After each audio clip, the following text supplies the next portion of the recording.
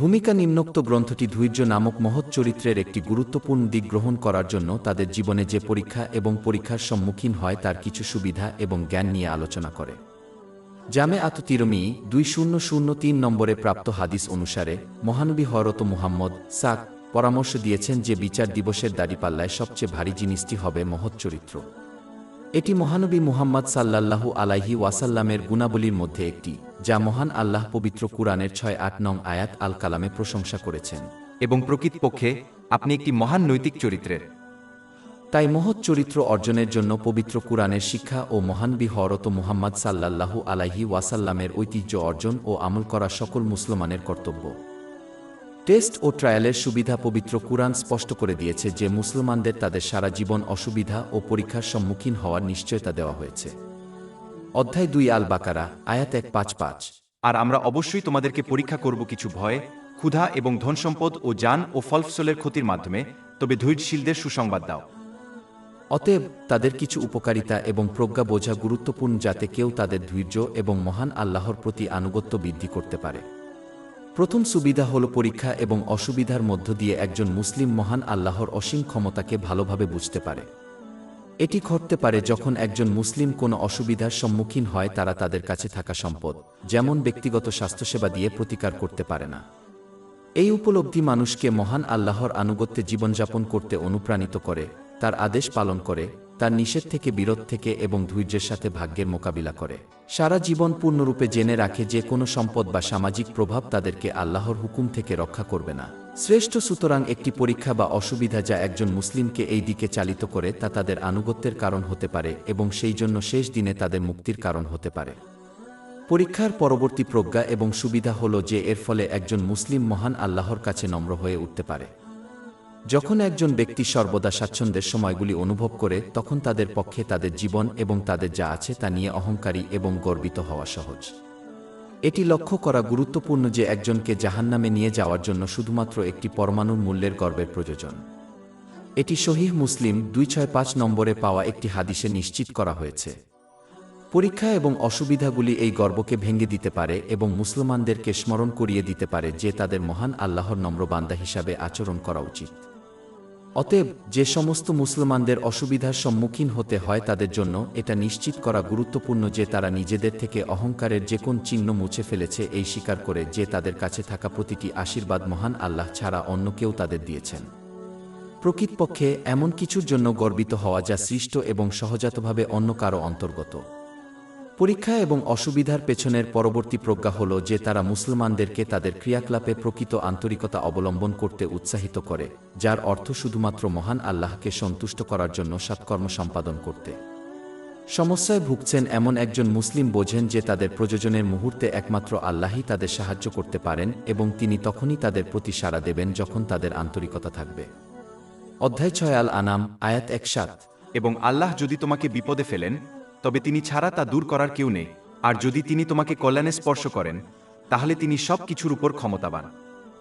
প্রকৃতপক্ষে এমনকি অনেক অমুসলিমও যখন তারা কঠিন পরিস্থিতির মুখোমুখি হয় তখন মহান আল্লাহর কাছে আন্তরিকভাবে প্রার্থনা করে। অধ্যায় 2 আল আনকাবুত আয়াত 6-5। এবং যখন তারা একটি জাহাজে আরোহণ করে তখন তারা দিনের অর্থাৎ বিশ্বাস ও আশা প্রতি আন্তরিকভাবে আল্লাহর কাছে প্রার্থনা করে, কিন্তু যখন তিনি তাদের দেশে পৌঁছে দেন তখনই তারা তার সাথে অন্যকে শরিক করে। একজন মুসলিম সত্যিকার অর্থে ধন্য যদি তারা তাদের সকল কাজে এই আন্তরিকতা বজায় রাখতে পারে, কারণ এটিই সকল কল্যাণের ভিত্তি। এটা মনে রাখা অত্যাবশ্যক যে যে ব্যক্তি অন্যকে খুশি করার জন্য কাজ করবে তাকে বিচারের দিন যাদের জন্য তারা কাজ করেছে তাদের কাছ থেকে তাদের পুরস্কার লাভের জন্য বলা হবে, যা সম্ভব হবে না। জামি আত তিরমি 3154 নম্বরে পাওয়া একটি হাদিসে এটি নিশ্চিত করা হয়েছে। সুতরাং একটি পরীক্ষা এবং অসুবিধা একজন মুসলমানের কাছে এটি হওয়া থেকে বিরত রাখতে পারে, কারণ এটি তাদের আন্তরিকতার দিকে উৎসাহিত করে। পরীক্ষা এবং অসুবিধাগুলির পরবর্তী সুবিধা হল যে তারা একজন মুসলিমকে মহান আল্লাহর কাছে ফিরে আসতে বাধ্য করে, আন্তরিক অনুতাপের মাধ্যমে জেনে যে তিনিই তাদের ক্ষমা করতে পারেন এবং এইভাবে তাদের অসুবিধা দূর করতে পারেন। এটা সাধারণভাবে জানা যায় যে মহান আল্লাহ তাকে ক্ষমা করেন যে আন্তরিকভাবে অনুতপ্ত হয়।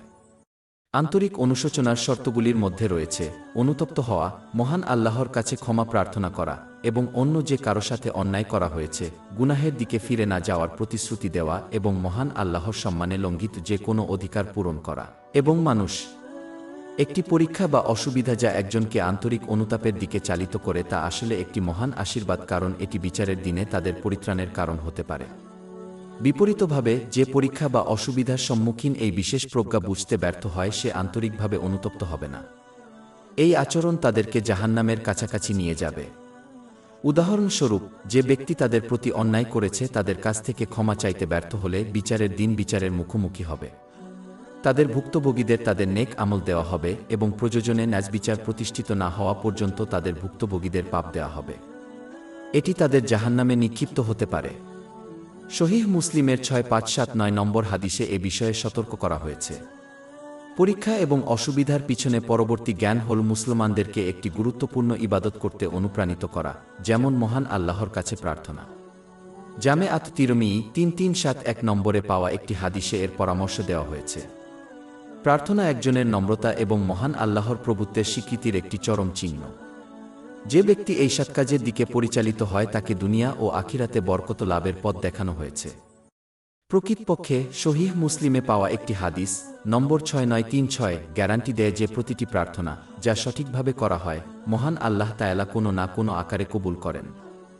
দুর্ভাগ্যক্রমে যখন কেউ কেবল স্বাচ্ছন্দ্যের সময় অনুভব করে তখন তারা প্রায়শই এই ধার্মিক কাজটিকে অবহেলা করে।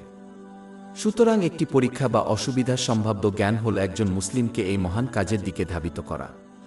পরীক্ষা এবং অসুবিধার পরের জ্ঞান হল যে তারা একজন মুসলিমকে সহনশীলতা অবলম্বন করার সুযোগ দেয়।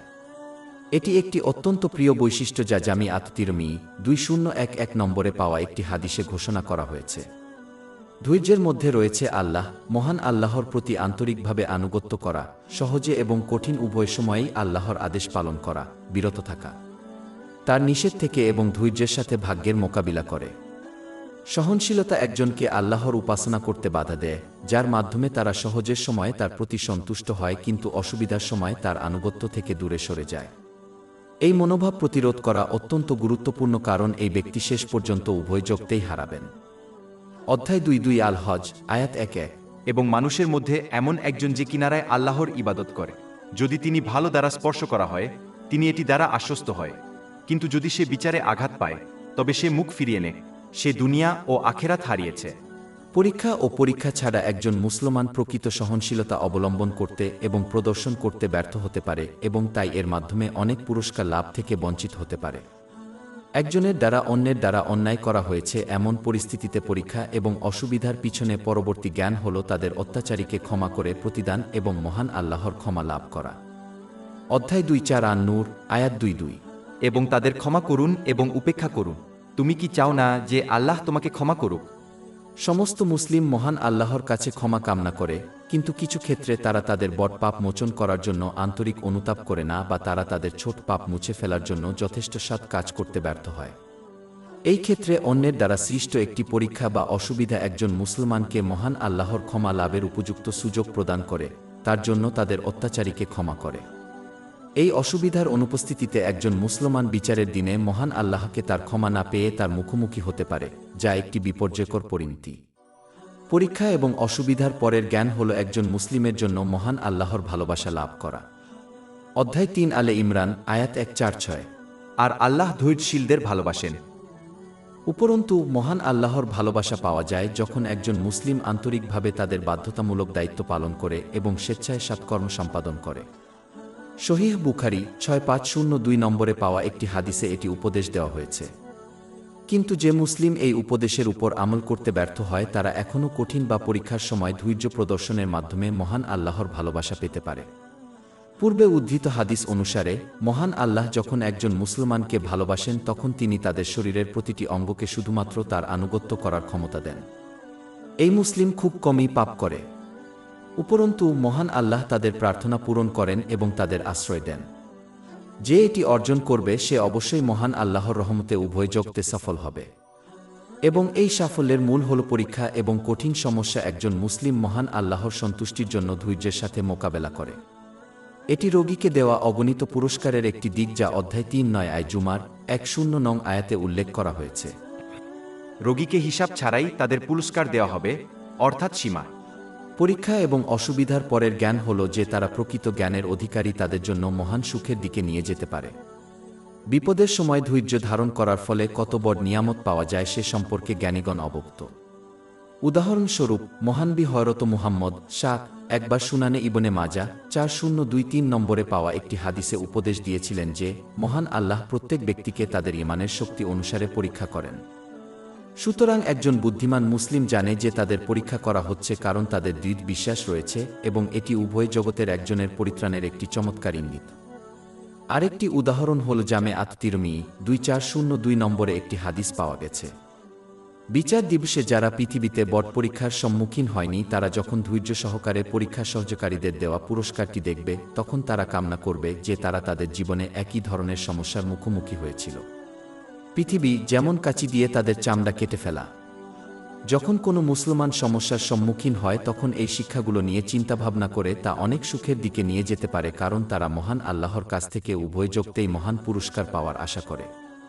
এটি সেই ব্যক্তির মতো যে আনন্দের প্রত্যাশায় একটি তিক্ত ওষুধ গিলে ফেলে যা ভালো স্বাস্থ্য নিয়ে আসে। অধ্যায় 3 আজ জুমার আয়াত 10। রোগীকে হিসাব ছাড়াই তাদের পুরস্কার দেওয়া হবে, অর্থাৎ সীমা। পরীক্ষা এবং অসুবিধার পরের জ্ঞান হল যে তারা মহান আল্লাহর প্রতি সত্যিকারের কৃতজ্ঞতা প্রকাশ করতে পারে। এটি তখনই যখন কেউ অভ্যন্তরীণভাবে স্বীকার করে যে তাদের কাছে থাকা প্রতিটি আশীর্বাদ মহান আল্লাহ ছাড়া অন্য কেউ তাদের দিয়েছেন। তারা মৌখিকভাবে এই নিয়ামতের জন্য মহান আল্লাহর প্রশংসা করে কৃতজ্ঞতা প্রকাশ করে এবং সবচেয়ে গুরুত্বপূর্ণভাবে তারা ইসলামের শিক্ষা অনুযায়ী প্রতিটি আশীর্বাদ ব্যবহার করে প্রকৃত কৃতজ্ঞতা প্রদর্শন করে। এর ফলে বরকত বৃদ্ধি পায়।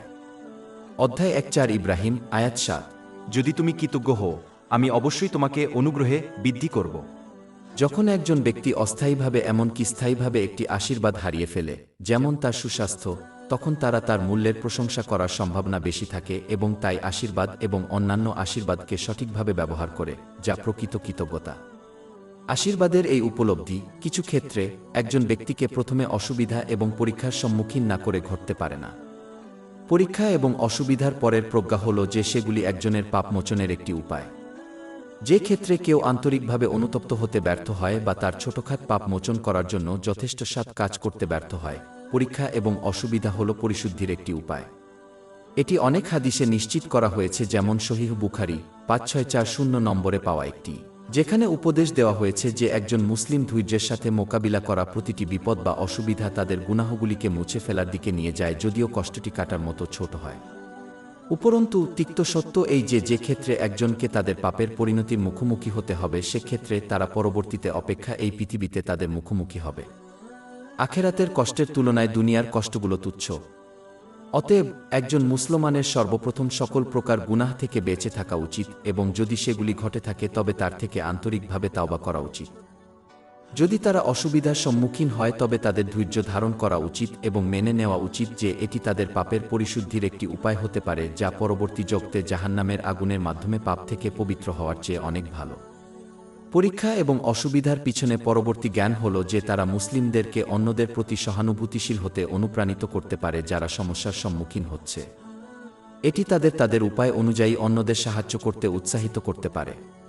অন্য কারো অসুবিধা উপলব্ধি করা সহজ হয় যখন একজন তাদের মতো একই নৌকায় থাকে, যখন তারাও অসুবিধার সম্মুখীন হয়। এটা সহজেই বোঝা যায় যে প্রকৃত ক্ষুধা অনুভব করেননি তিনি ক্ষুধার্তদের সাহায্য করার সম্ভাবনা কম। সুতরাং এই বিষয়ে একটি পরীক্ষা এবং অসুবিধা একজনকে অন্যদের সাহায্য করার দিকে নিয়ে যেতে পারে, যা একটি দুর্দান্ত কাজ যা তারা মিস করতে পারত যদি তারা নিজেরাই সমস্যার মুখোমুখি না হয়। এটি অসুবিধা এবং পরীক্ষার পিছনে পরবর্তী প্রজ্ঞার সাথে যুক্ত, যেমন মুসলিমদের জন্য একটি সুযোগ যারা অসুবিধার সম্মুখীন হচ্ছেন না তাদের সাহায্য করার জন্য।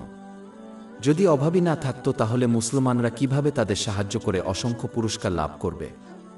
অতএব মুসলমানদের সর্বদা অন্যদের অসুবিধায় সাহায্য করার জন্য সচেষ্ট থাকা উচিত যাতে তারা তাদের সমস্ত বিষয়ে এবং অসুবিধায় মহান আল্লাহর সমর্থন লাভ করতে পারে। সুনানে ইবনে মাজাহ 225 নম্বরে পাওয়া একটি হাদিসে এটি উপদেশ দেওয়া হয়েছে। পরীক্ষা এবং অসুবিধার পরের প্রজ্ঞা হল যে এগুলো একজন মুসলমানের আশীর্বাদ পাওয়ার মাধ্যম। একজন ব্যক্তির জীবনে অনেক ক্ষেত্রে তারা বিশ্বাস করতে পারে যে কিছু খারাপ ছিল শুধুমাত্র পরে তাদের মন পরিবর্তন করার জন্য, এবং অনেক সময় তারা বিশ্বাস করেছিল যে কিছু ভাল ছিল তবুও এটি তাদের জন্য বোঝা হয়ে দাঁড়ায়। সুতরাং যে মুসলিমরা পরীক্ষা এবং অসুবিধার সম্মুখীন হয় তাদের বোঝা উচিত যে তাদের মধ্যে এমন সুবিধা এবং আশীর্বাদ রয়েছে যা তারা অবিলম্বে লক্ষ্য করতে এবং উপলব্ধি করতে পারে না। উদাহরণস্বরূপ, একটি শিশুর মৃত্যু একটি চরম অসুবিধা এবং পরীক্ষা। তবে ধৈর্যের মাধ্যমে একজন পিতামাতাকে ক্ষমা করা যেতে পারে এবং বিচারের দিনে তাদের সন্তানের সাথে জান্নাতে যাওয়ার অনুমতি দেওয়া যেতে পারে। এটি অনেক হাদিসে ইঙ্গিত করা হয়েছে, যেমন সহিহ বুখারী 1249 নম্বরে পাওয়া যায়। এক্ষেত্রে সন্তানের মৃত্যু পিতামাতার জন্য জান্নাত লাভের মাধ্যম হয়ে উঠতে পারে। অধ্যায় 2 আল বাকারা, আয়াত 216। কিন্তু সম্ভবত আপনি একটি জিনিস ঘৃণা করেন এবং এটি আপনার জন্য ভালো, এবং সম্ভবত আপনি একটি জিনিস পছন্দ করেন এবং এটি আপনার জন্য খারাপ, আর আল্লাহ জানেন, অথচ তোমরা জান না। পরীক্ষা এবং অসুবিধার পরের প্রজ্ঞা হল যে তারা মহান আল্লাহর ভালোবাসার নিদর্শন। সুনানে ইবনে মাজাহ 4031 নম্বরে পাওয়া একটি হাদিসে এটির পরামর্শ দেওয়া হয়েছে। তবে এটি লক্ষ্য করা গুরুত্বপূর্ণ যে মহান আল্লাহর প্রতি কারও ভালোবাসার প্রমাণ হল তাদের ধৈর্য এবং এমনকি পরীক্ষায় সন্তুষ্ট থাকা। এই মুসলিম উভয় জগতে মহান আল্লাহর সন্তুষ্টি অর্জন করবে, যা এই হাদিসের শেষে ইঙ্গিত করা হয়েছে। পরীক্ষা এবং অসুবিধার পিছনে পরবর্তী জ্ঞান হল যে যত বেশি পরীক্ষা করা হয় এবং সমস্যার সম্মুখীন হয় তারা নবী 7 এর ঐতিহ্যের কাছাকাছি থাকে, কারণ তারা সবচেয়ে বেশি পরীক্ষা করা হয়েছিল। এটি সুনানে ইবনে মাজাহ 4023 নম্বরে পাওয়া একটি হাদিসে নিশ্চিত করা হয়েছে। নবী সাল্লাল্লাহু আলাইহি ওয়াসাল্লামের হাদিসের যত কাছাকাছি, তারা সঠিক পথনির্দেশ এবং মহান আল্লাহর নৈকট্যের তত কাছাকাছি। উভয় জগত নিঃসন্দেহে এটি একটি মহান আশীর্বাদ যা একজনের আনন্দ করা উচিত। এটি একটি কারণ যে ধার্মিক পূর্বসূরীরা পরীক্ষা এবং অসুবিধায় অত্যন্ত আনন্দিত হয়েছিল। উপসংহারে বলা যায়, মুসলমানদের জন্য ইসলামিক জ্ঞান অর্জন করা এবং তার উপর আমল করা অত্যাবশ্যক, যাতে তারা এই দুনিয়া এবং পরকাল উভয় ক্ষেত্রেই অগণিত পুরস্কার অর্জনের জন্য কঠিন ও পরীক্ষার সময় তাদের ধৈর্য বাড়াতে পারে। অধ্যায় 3 আজ জুমার, আয়াত 10। অবশ্যই রোগীকে হিসাব ছাড়াই তাদের পুরস্কার দেওয়া হবে, অর্থাৎ সীমা।